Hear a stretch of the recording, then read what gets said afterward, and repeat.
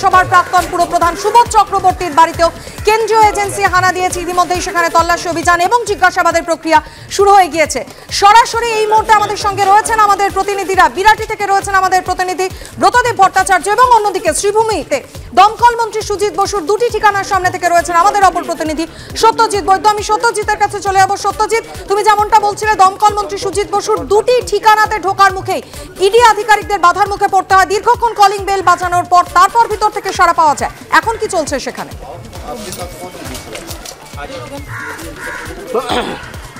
একবারে দীর্ঘক্ষণ দাঁড়িয়ে থাকতে হয় ইডির আধিকারিকদের। বেশ কিছুক্ষণ পরে তারপর দরজা খোলা হয় এবং তারপর কথা বলা হয় এবং তারপর যেমনটা আমরা দেখলাম যে বসত বাড়িতে প্রথমে ইডির আধিকারিকরা ঢুকতে পারেন এবং এই মুহূর্তে যে ছবি তুমি দেখতে পাচ্ছ বসত বাড়ির ঠিক পাশেই ঢিলছোড়া দূরত্বে আরও একটি যে বাড়ি সুজিত বসুর বাড়ি, সেই বাড়িতেও কিন্তু তার একটু পরে ইডির আধিকারিকরা ঢোকেন এবং যেমনটা আমরা দেখলাম 7টা বাজার প্রায় মিনিট 20 আগে ইডির আধিকারিকরা আসেন দুটি বাড়িতে এবং তারপর কথা বলেন এবং বেশ কিছুক্ষণ দাঁড়াতে হয়, প্রায় 20 মিনিট। 7টা বাজার পর বা 7টা নাগাদ এখানে ইডির আধিকারিকরা ঢুকতে পারেন এবং তারও পরে যেমনটা আমরা দেখলাম বেশ কিছুক্ষণ পরে কিন্তু স্থানীয় থানার আধিকারিকরা আসেন। তারা এসে খোঁজ নেওয়ার চেষ্টা করেন কি হয়েছে। খবর পাওয়ার পর তারা এসে খোঁজ নেওয়ার চেষ্টা করেন এবং এখানে কেন্দ্রীয় বাহিনীর জওয়ানদের সঙ্গে কথা বলার পর যে পাশের যে বাড়ির ছবি তুমি দেখছিলে এই বাড়িতে তারা ঢুকেন এবং তারপর তারা বেরিয়ে যেমনটা জানালেন যে তারা তেমন কিছু বলতে চান না এ বিষয়ে। যেমনটা প্রাথমিকভাবে জানা গেছে স্থানীয় প্রশাসনের পক্ষ থেকে তারা খবর পাওয়ার পর জানতে চান ঠিক কী হয়েছে।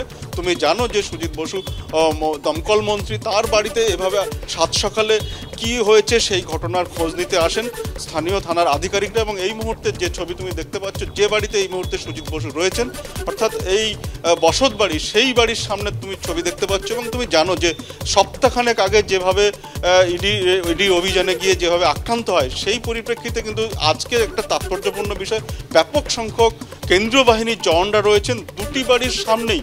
লক্ষণীয়ভাবে ব্যাপক সংখ্যক কেন্দ্রীয় বাহিনীর জওয়ানরা রয়েছেন এবং প্রথমেই দুটি বাড়িতে আসার পর সমস্ত কথাবার্তা বলার সময় কিন্তু কেন্দ্রীয় বাহিনীর জওয়ানদের সক্রিয় দেখা যায়, যথেষ্ট একদমই সত্য।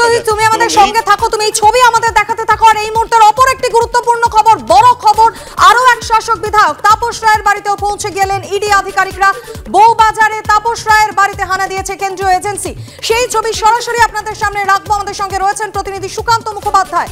সুকান্ত, সকাল 6টা 40 নাগাদ বউবাজারে তাপস রায়ের বাড়িতেও পৌঁছে গেলেন কেন্দ্রীয় তদন্তকারী সংস্থার আধিকারিকরা।